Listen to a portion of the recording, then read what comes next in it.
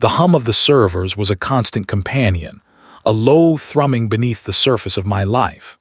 It was the sound of endless data, of numbers and graphs and spectral lines that, for years, had promised wonder and delivered only more numbers.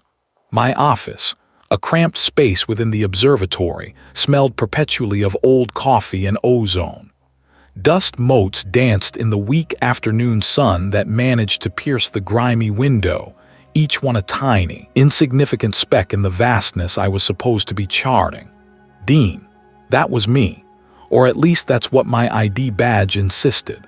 These days, I felt less like an astrophysicist and more like a highly paid janitor for the cosmos, sweeping up stray photons and filing away the universe's refuse. The initial thrill, the burning curiosity that had driven me through years of grueling study, had long since sputtered out, replaced by a dull ache of disappointment. The stars, once beacons of mystery, now felt like distant, indifferent embers. I'd been staring at a particular patch of sky for what felt like hours. Sector 7G, utterly unremarkable, deep void, a few faint, ancient galaxies lazily spinning in the distance, nothing that warranted more than a cursory glance. My current project was supposed to be cataloging background radiation fluctuations, a task so monotonous it made my teeth ache, but my eyes kept drifting back to 7G. There was a stillness about it, a silence that felt too profound even for empty space. My fingers, calloused from years of typing and fiddling with delicate equipment, hovered over the keyboard. I typed in the command, a sequence I'd run 1,000 times before, initiating a deep scan protocol. The screen flickered, the familiar cascade of data points appearing. Nothing. As expected. I sighed, the sound swallowed by the relentless hum. Just another Tuesday, another dead end. Then a flicker. It was subtle, almost imperceptible. A spike in the neutrino emissions, a deviation so minuscule it would have been dismissed by any automated filter as noise. My pulse quickened, a forgotten sensation stirring within me.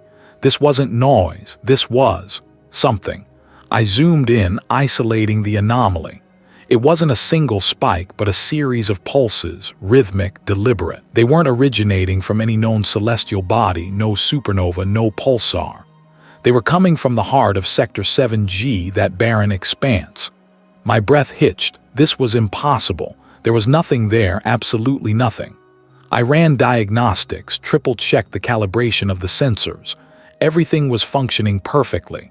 The anomaly persisted, a stubborn little ghost in the machine. It was like finding a single, perfectly formed pearl in an ocean of mud. My disillusionment began to recede, replaced by a prickle of something akin to excitement, a feeling I hadn't experienced since I was a child, gazing up at the night sky with a cheap telescope. The pulses continued, a silent, insistent knocking. They were too regular to be random, too structured to be natural. My mind, usually sluggish with ennui, raced. What could be generating such a signal from a place devoid of everything? I started cross-referencing stellar databases, searching for any theoretical celestial phenomena that might account for it. Nothing fit. The more I searched, the deeper the mystery became. I felt a familiar pull, the magnetic force of the unknown that had drawn me to astrophysics in the first place. This wasn't just a scientific curiosity, it was a siren song. The hum of the servers seemed to fade, replaced by the faint, rhythmic beat emanating from that empty corner of the universe. I leaned closer to the screen, my reflection staring back at me, gaunt and tired, but with a spark of something new in my eyes. This was it. This was what I'd been waiting for even when I'd stopped believing in waiting. A genuine enigma. A question that demanded an answer. I initiated a more powerful, focused scan, pushing the observatory's equipment to its limits. The data began to stream in, denser now, more intricate. It wasn't just neutrino emissions. There were subtle gravitational distortions, minute shifts in the cosmic microwave background radiation, all emanating from the same point. It was as if something vast and unseen was stirring, its breath rippling through the fabric of space-time. The dust motes seemed to hang suspended, the air growing heavy. This was no mere scientific oddity. This felt ancient, primordial. The signal wasn't just a communication. It felt like a presence. I spent the next few days lost in the data, fueled by lukewarm coffee and a growing sense of unease. Sleep became a luxury I couldn't afford. The rhythmic pulses from Sector 7G were etched into my mind, a constant, low-grade throb. They was I imagining it, but the signal was undeniable. It was a thread, a single, impossibly strong filament, pulling me towards something I couldn't yet comprehend. And then, buried deep within the complex wave patterns, I found it. A repeating sequence, a prime number series encoded in a way that defied any known natural process. It was a signature, a deliberate message. My hands trembled as I traced the sequence on my screen. This was not the work of chance. This was intelligence. I felt a shift, not just in the data, but within myself. The mundane world of my office, the dusty window, the droning servers, all began to feel flimsy, unreal. The true reality, I suspected, lay out there in the silent, starless expanse of Sector 7G. The pulses intensified. The gravitational ripples grew stronger. It was like a slow, inexorable tide rising to meet me. I felt a strange compulsion, a need to understand, to see. My search led me down a rabbit hole of obscure archaeological journals and fringe theories. Most of it was nonsense, the ramblings of eccentrics. But then, a single, recurring phrase caught my eye, appearing in disparate accounts from different cultures, different eras. The deep hum from beyond the stars. One particular reference, a digitized scan of an ancient manuscript, spoke of a place, a sacred site where the veil between worlds was thin. It described a cave system with paintings older than humans, a place where the earth itself seemed to breathe with a primal energy. The paintings, according to the text, depicted beings that predated recorded history, entities that came from the stars. It was a long shot, a ridiculous, desperate leap, but the signal was calling. The coordinates of this cave system with paintings older than humans were vague, almost mythical, but I managed to triangulate a possible location. A remote, desolate region, far from any civilization. The thought of leaving the observatory, of venturing into the unknown, should have filled me with apprehension. Instead, a strange calm settled over me. The hum of the servers seemed to recede, replaced by a new, deeper resonance. The universe, it seemed, was finally offering me a secret worth uncovering. The digitized pages of the ancient manuscript lay spread across my desk, glowing faintly in the dim light of my study. The words were archaic, the ink faded, but the message, that was chillingly clear. A place where the veil between worlds was thin, a cave system with paintings older than humans. I traced the rough sketch of a winding passage, my finger catching on the grainy texture of the scan, primal energy, the earth breathing. It sounded like the ramblings of a madman, but the signal, the impossible signal, it felt like a whisper from those very depths.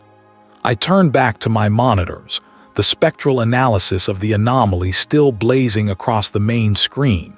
It wasn't noise. It wasn't a known celestial phenomenon. It was structured, deliberate, yet utterly alien. Each pulse, each subtle shift in frequency was a word I couldn't translate, a language spoken by something that had no business existing. My colleagues back at the observatory, they'd dismiss it. Call it equipment malfunction, solar flares, anything but what I suspected it was. That's where the colleague came in. A geologist, sharp and pragmatic, who dealt with the solid, tangible earth. "Dean," he'd said, his voice a low rumble. "I read Chasing Ghosts." He'd agreed to help more out of academic curiosity than any belief in my theories. He arrived the next morning, his battered satchel slung over his shoulder. The air in my study immediately felt different, heavier, as if his skepticism was a physical presence. He eyed the screens, his brow furrowed. "Still at it, Dean." "It's not just at it, it's growing," I said, pointing to a new spike in the data. "Look at this. It's not a linear progression. It's evolving." He leaned closer, his breath misting the screen. He was a man who trusted rock formations and seismic readings, not spectral anomalies. "Looks like interference, some atmospheric disturbance we haven't accounted for." "There's no atmosphere out there," I countered, my voice tight. "And this isn't interference, it's too precise, too intentional." I pulled up the audio rendering, a low, guttural hum that seemed to vibrate in my very bones. It was the sound of something vast and ancient stirring. The colleague flinched. "What is that?" "That," I said, meeting his gaze, "is the signal, and I think it's coming from the place described in this manuscript." He ran a hand over his close-cropped hair. "The cave system, Dean, that's a myth, a folk tale. There's no geological evidence for anything like that in that region of space." "Not space," I corrected, my voice dropping. "On Earth. The manuscript describes a terrestrial location, a place where the Earth itself breathes." I showed him the sketch again, the winding passages. He thinks it's a metaphor, I think it's a map. He stared at the drawing, then at the spectral analysis, then back at me. The tension in the room thickened, a palpable thing. He was a man of science, grounded in observable facts. "And I think this. Breathing Earth is broadcasting a signal?" he asked, his tone laced with disbelief. "But a sliver of something else too, a flicker of unease." "I don't think I know," I stated, my voice firm. "The signal's origin point, the coordinates, they align with the rough geographical descriptions in the manuscript. It's too much of a coincidence." I zoomed in on a particularly complex waveform. "And look at this modulation. It's not random, it's like a heartbeat, a slow, impossibly old heartbeat." He traced the pattern with a fingertip, his usual confident demeanor faltering. "It's complex, but it could be a natural phenomenon we just don't understand yet. Or it could be something else entirely," I murmured, my gaze fixed on the anomaly. The colleague remained silent, his eyes darting between the data and the ancient sketch. The hum from the speakers seemed to grow louder, more insistent. It was a sound that didn't belong in my study, didn't belong in this world. It was the sound of something waking up. "To the cave system." The colleague looked at me, his face pale. "Go there, Dean, are I serious? We're talking about a myth. From the Earth, from a place that's been waiting." The spectral lines on the screen shifted again, a subtle, almost imperceptible change, but I felt it. It felt like a response, like something had heard us. What exactly had heard us? The chill that had settled in my bones wasn't from the sterile air of the observatory anymore. It was deeper, more primal. The spectral lines on the monitor pulsed, not with the predictable rhythm of stellar decay, but with something that felt deliberate, like a slow, deep breath. I leaned closer, my own breath catching in my throat. Not the void, no, this was from here, from Earth, a place that had been waiting. I spent the next few days in a haze, fueled by lukewarm coffee and a gnawing obsession. The signal, once a faint whisper in the cosmic static, had grown louder, more insistent. It was a complex waveform, unlike anything I'd ever encountered. Not natural, not artificial in any way I understood. It hummed with an alien intelligence, a melody of pure, unadulterated otherness. My colleagues, bless their rational, earthbound minds, offered polite suggestions. Interference, a glitch in the array, a solar flare playing tricks. I nodded, I agreed, I even performed the perfunctory diagnostic checks they requested, but I knew. This was no trick of the light, no mundane anomaly. This was a message, and it was coming from somewhere that shouldn't exist. I started cross-referencing old geological surveys, deep-sea sonar data, satellite imagery that probed beneath the planet's surface. I was looking for, I wasn't sure what, a point of origin, a geological anomaly that might explain a terrestrial signal of such bizarre provenance. Then I found it, a footnote in a dusty, forgotten paper detailing an expedition decades ago. It spoke of a remote, geologically unstable region, a place local legends warned against. Not just for its treacherous terrain, but for the unsettling stillness that pervaded it. The paper mentioned unusual magnetic readings, inexplicable temperature fluctuations, and it referenced a specific location, the cave system with paintings older than humans. The name itself sent a shiver down my spine, a place so ancient, its very existence predated our understanding of history. The paintings, the paper claimed, were unlike any known human art, abstract, swirling patterns that seemed to writhe on the stone, depicting things things that defied easy description. I dismissed it as folklore, a fanciful account of primitive art. Now it was the only lead I had. I booked the first available flight, packing a small bag with essentials and my most robust portable analysis equipment. The journey was long, a blur of recycled air and indifferent landscapes. As the plane descended, the familiar, comforting order of the world began to fray. The local guides were reluctant. Their eyes, weathered and wary, spoke volumes. They spoke of bad spirits, of places the earth itself had abandoned. They spoke in hushed tones of the singing stones within the caves, a phenomenon no one could explain. I paid them handsomely, my desperation overriding their superstitions. They led me through treacherous passes, the wind howling like a banshee, carrying the scent of damp earth and something else, something metallic and vaguely unpleasant. We finally reached the entrance. It was a gaping maw in the side of a sheer cliff face, shrouded in perpetual twilight. As we stepped inside, my portable scanner began to whir.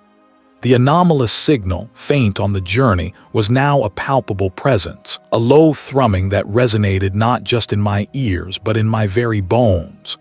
The cave system was vast, a labyrinth of echoing chambers and narrow passages, and then we saw them, the paintings. They were not what I expected, not crude depictions of animals or hunts.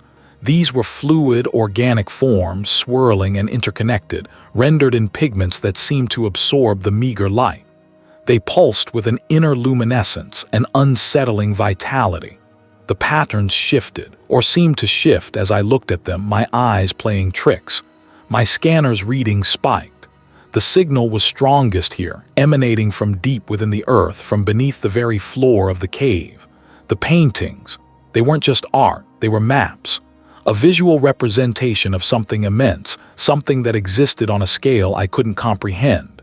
The swirling lines mirrored the complex waveform of the signal, but on a three-dimensional canvas. I knelt, tracing a finger over the cool, rough stone. The pigments felt strangely warm beneath my touch. The patterns here were more intricate, more alive. They seemed to depict pathways, connections, an intricate network of something. My breath hitched. This wasn't just a signal, it was a blueprint, a map to something. And the cave paintings, the ancient, alien art, were the key, but to what and why here? Deliberate. I leaned closer, the hum of the aging equipment, a low drone against the sudden, suffocating silence that had fallen over the control room. The anomaly hadn't just appeared, it had announced itself. A whisper in the static, growing into a roar that vibrated not just in my ears, but in my very teeth. My fingers, usually steady on the console, trembled as I traced the unfamiliar patterns. This wasn't a pulsar. It wasn't a black hole's gravitational lensing. This was structured, a language I couldn't parse, yet my subconscious recognized it with a sickening jolt. It felt like remembering a dream I'd never had, a memory of a place I'd never been, a terror I'd never faced. But I had faced it, hadn't I? In the deepest, most forgotten corners of my own mind. Yet the data pouring in insisted on its presence, its immense, impossible energy signature. I ran diagnostics, triple-checked every calibration. The instruments, the ones I'd spent years perfecting, spat back the same impossible truth. My breath hitched. The air in the observatory, usually crisp and smelling faintly of ozone and old paper, suddenly felt heavy, cloying. This was something that had waited for millennia, for eons, for the precise alignment of what? I remembered the old expedition logs, the ones I'd dismissed as fanciful ramblings of a bygone era. Stories of strange celestial phenomena, of localized temporal distortions, of a pervasive sense of unease that had driven entire research teams to the brink. They had all pointed to this sector, to the same empty patch of sky. I'd been so arrogant, so sure of my own empirical understanding. Now that understanding felt like a flimsy shield against a tide of unknowable immensity. The signal shifted. The rhythmic pulsing gave way to a chaotic swell, a flood of data that overloaded the primary processors. Alarms blared, a shrill counterpoint to the deep thrumming that had now become audible even without the instruments.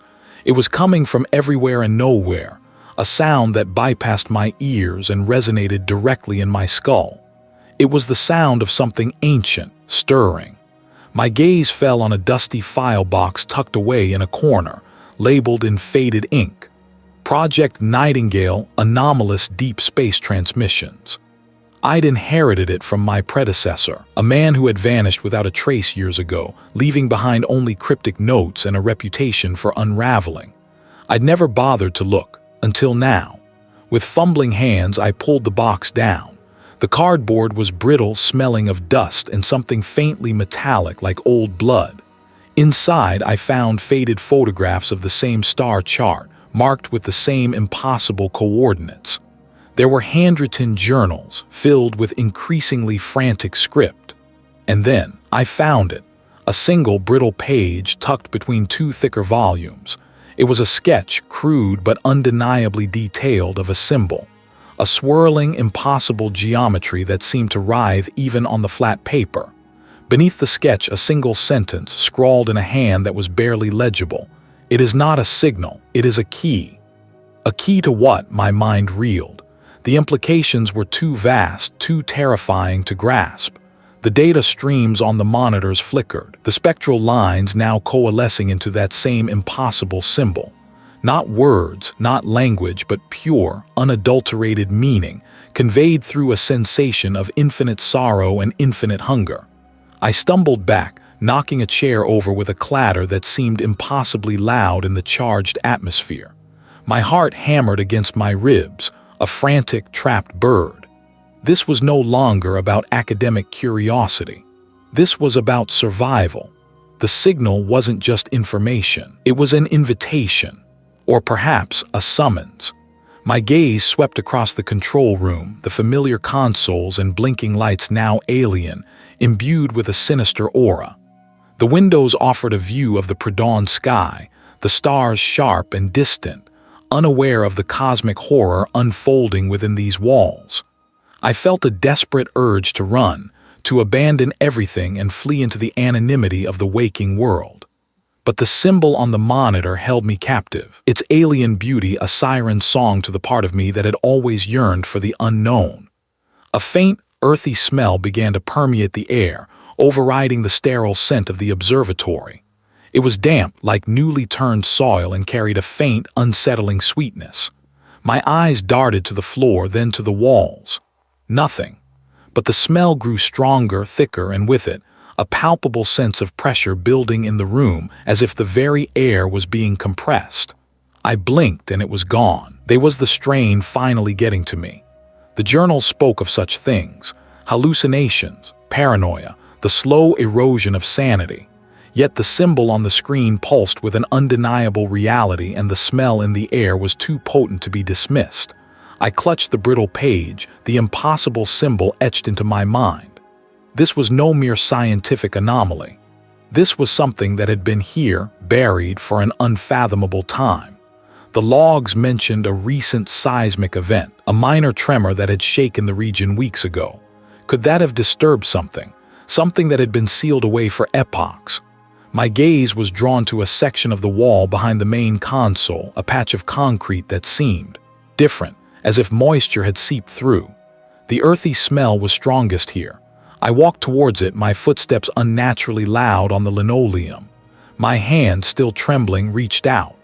The concrete was cool, damp, and yielded slightly to my touch. It wasn't concrete at all, it felt like packed earth. Then I heard it, a faint scraping sound coming from behind the wall, a soft, persistent drag like fingernails on stone. It was slow, deliberate, and it was getting closer. The symbol on the monitor pulsed faster, its light intensifying. My muscles tensed. The primal fear that had been a low thrumming beneath my awareness now surged, sharp and electric. I had a choice to make, and the scraping behind the wall was forcing my hand. Run or face whatever was about to break through.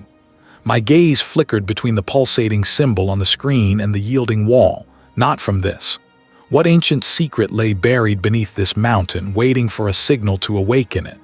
The scraping intensified, a wet, rasping sound that clawed at my nerves. It was too close, too real. My fingers, slick with sweat, fumbled with the lock on the heavy steel door. It groaned open, revealing not the expected sterile corridor of the research facility, but a damp, earthy passage. The air, thick and cold, carried the scent of wet stone and something else, something ancient and mineral. I stumbled through, pulling the door shut behind me with a clang that echoed unnervingly. My flashlight beam cut through the oppressive darkness, illuminating rough-hewn walls that seemed to absorb the light. This wasn't part of the facility. This was older, much older. Scraping stopped. A profound silence descended, broken only by the frantic thumping of my own pulse against my ribs. My training, my years of detached observation, warred with the raw animal instinct screaming at me to flee, but flee where? Back to whatever made that sound.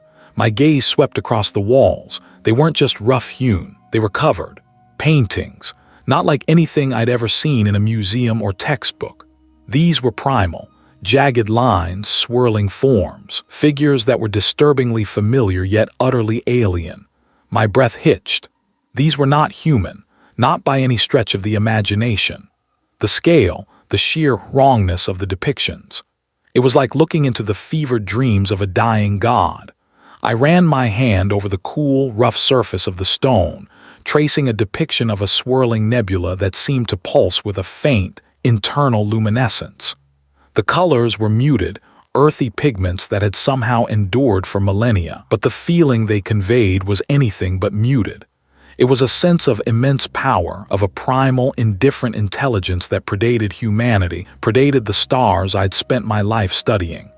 The signal, the anomalous signal, it had led me here. I was sure of it, but why? And what was it? The paintings offered no easy answers, only more unsettling questions. They showed destruction, yes, but also creation, a cyclical dance of cosmic forces that dwarfed any human understanding. A faint shimmer caught my eye, deeper within the passage. It wasn't a reflection. It was a light emanating from beyond.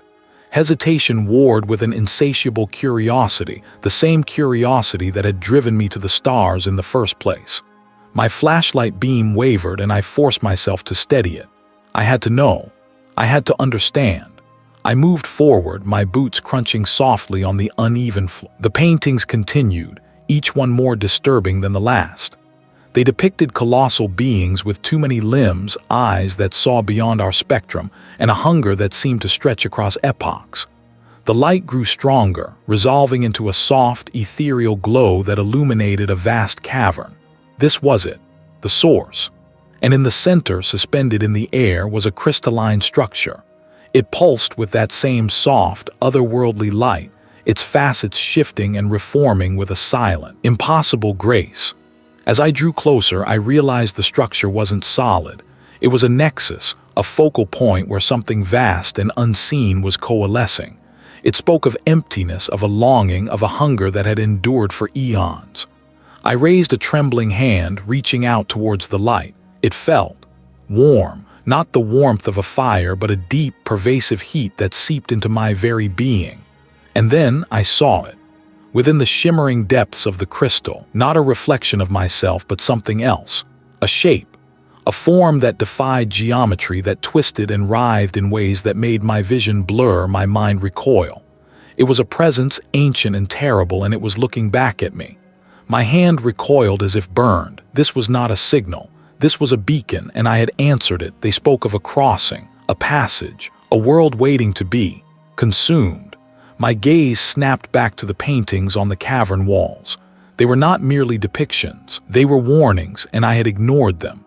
The crystalline structure pulsed, its light flaring, and for a terrifying moment I felt a pull, a gentle but inexorable tugging at my very essence, as if something were trying to draw me in. What was this place, and what had I awakened? The air hit me first, thick like breathing in damp soil, not the sterile, filtered air of the underground bunker. This was primal. The scraping sound, however, had stopped, replaced by a low, guttural hum that vibrated not in my ears but in my bones. My hand still rested on the cold steel of the door, my grip tight. I peered into the darkness beyond. It wasn't a corridor. It was a passage rough-hewn, smelling of wet rock and something else, something musky and ancient. My flashlight beam, a weak, pathetic thing, cut through the gloom, revealing walls that weren't smooth concrete but rough, uneven stone. And on those stones, paintings. My breath hitched. These weren't the crude daubings of early man. These were intricate alien, swirling patterns that seemed to writhe, figures that defied any terrestrial biology, shapes that suggested impossible geometries, entities that were more concept than form. They pulsed with that same faint, unearthly light. This was it. This was the source. The cave system with paintings older than humans. It was real. The hum intensified, a deep thrum that felt like the planet itself was sighing. It resonated within me, a disturbing echo of the signal I'd tracked across light years. This wasn't just a geological anomaly. This was alive. I stepped through the doorway, the heavy steel door groaning shut behind me with a clang that seemed to swallow the sound. I was committed. My boots crunched on loose scree. The phosphorescence grew stronger as I moved deeper, revealing more of the impossible art. Celestial bodies shaped like eyes staring out from the stone. My training, my years of scientific detachment, felt like a flimsy shield against the sheer, overwhelming wrongness of this place. The hum was a physical pressure now, pushing against my eardrums, making my teeth ache. My thoughts, usually a rapid-fire cascade of data and deduction, felt sluggish and clouded.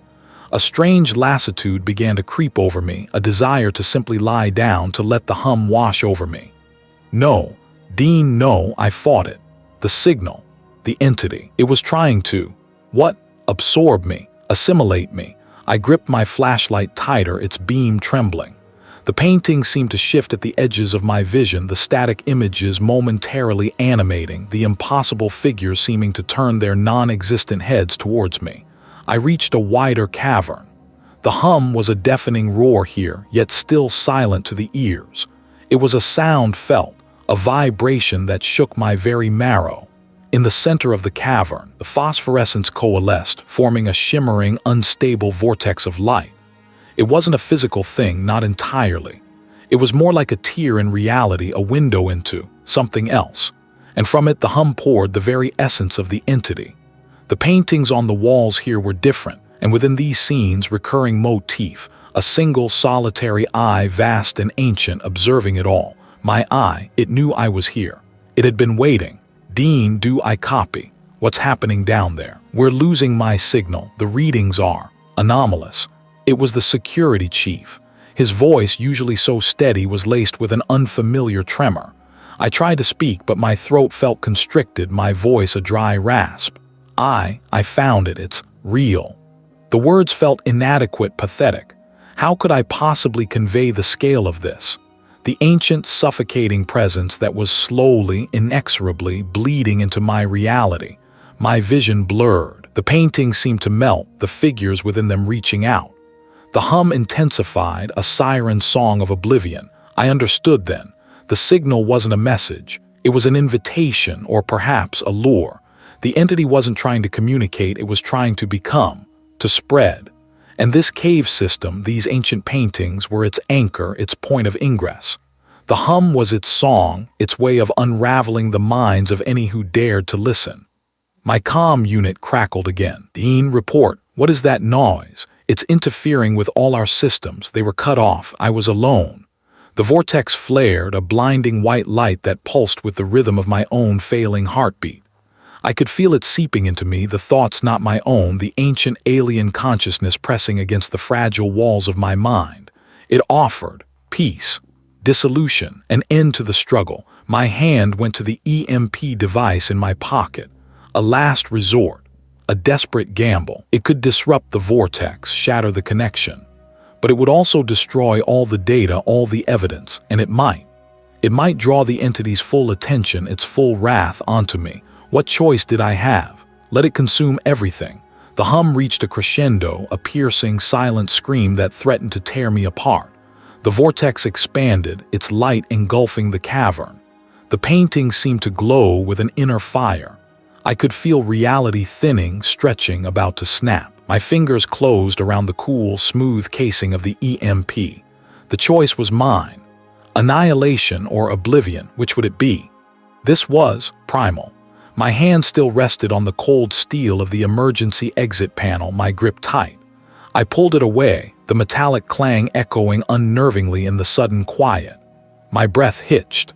The light from my headlamp, which had been a stark white beam cutting through the gloom, now seemed muted, diffused, as if struggling against an unseen pressure. The hum intensified, a deep thrumming that seemed to emanate from the very rock around me, a sound that felt ancient, a pulse from the planet's core.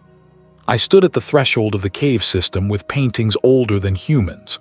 The entrance was a jagged maw, dripping with condensation that caught the faint light like scattered diamonds. The air here was even heavier, laced with the scent of ozone and something else. Something metallic and acrid, like blood that had dried for millennia. My heart hammered against my ribs, a frantic bird trapped in a cage. Not the adrenaline rush of discovery, but a cold, creeping dread. I'd done it. I'd followed the signal. I'd breached the impossible barrier. And now I was here. The paintings. I'd seen them on the grainy satellite feeds, the anomalous energy signatures traced back to this very network. But seeing them with my own eyes in the flickering beam of my lamp was something else entirely. They weren't just crude depictions of animals or hunting scenes. These were geometries, intricate, impossible patterns that twisted and folded in on themselves, rendered in ochre and charcoal and a startling, unnatural blue that seemed to absorb the light. They pulsed subtly with a luminescence that defied explanation. My astrophysicist brain, the one that craved order and understanding, rebelled against what it was seeing. These shapes weren't of this world, or any world I could comprehend. They were echoes of a thought, a consciousness that predated humanity by an unimaginable gulf. The hum grew louder, a resonant chord that seemed to unravel the threads of my sanity. I could feel my teeth vibrating, my jaw aching. I wanted to cover my ears, but my hands felt heavy, leaden. My headlamp flickered, the beam wavering. I fumbled for my comms unit, my fingers clumsy and numb. "Control, this is Dean. Do you copy? Control, come in." Only static answered, a hiss that seemed to mock my desperation. I took a step inside the cave. The floor was uneven, littered with loose scree that crunched under my boots. Each step felt like a transgression, a violation of something ancient and sacred. They were hypnotic, drawing me deeper. I saw impossible angles, impossible curves, patterns that suggested dimensions beyond my ken. And as I stared, a terrifying realization began to dawn. The patterns weren't static, they shifted. Subtle, almost imperceptible movements like tectonic plates grinding against each other or the slow unfurling of an unfathomable organism. My stomach churned. I fought the urge to retch. This was not what I expected, I'd prepared for. What? An alien artifact, a derelict ship, not this. Not a sentient canvas of impossible mathematics. The hum intensified, reaching a crescendo that felt like it would shatter my skull. Then, abruptly, it ceased. The air grew still. The pressure behind my eyes eased. My headlamp steadied, its beam now piercing the gloom with its usual clarity. I stood frozen, my breath held tight in my chest. The paintings were still there, their unnatural blue glowing faintly, but the subtle movement had stopped. The hum was gone, but the feeling of being watched, of being understood by something vast and indifferent, remained. It clung to me like the damp, earthy smell of the cave. I looked back at the entrance, the jagged maw that had spit me out into this place. The emergency exit panel was still ajar. Control was still unreachable. I was alone. A single perfect drop of condensation fell from the cave ceiling, landing on the back of my gloved hand. It didn't evaporate. It just sat there, a tiny, impossible jewel before slowly, impossibly beginning to spread. What had I awoken? This was primal. My hand still rested on the cold steel of the access panel, my grip tight. The hum intensified, a pressure building behind my eyes. I pushed the panel open. It wasn't a room. It was a descent. Rough-hewn steps, slick with a perpetual sheen of moisture, plunged into a darkness that swallowed my flashlight beam almost immediately.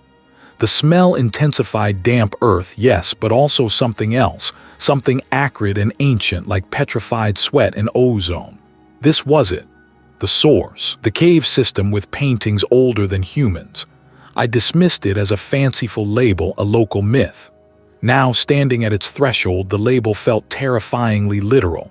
The hum seemed to beckon, a siren song of impossible frequencies. I started down. Each step was a gamble. The stone was uneven, worn smooth by eons of what? Water, something else. My breath plumed in ragged clouds. The hum was a constant companion now, a physical presence that pressed against my chest, making it hard to draw a full breath. It was a sound that spoke of immense, unfathomable age, a song sung before the universe had even learned to sing. The phosphorescence grew brighter as I descended, revealing glimpses of the walls. Not rock, not entirely. It was as if the very stone had been woven with strands of something crystalline, something that absorbed and re-emitted the faint, unholy light. And then I saw them.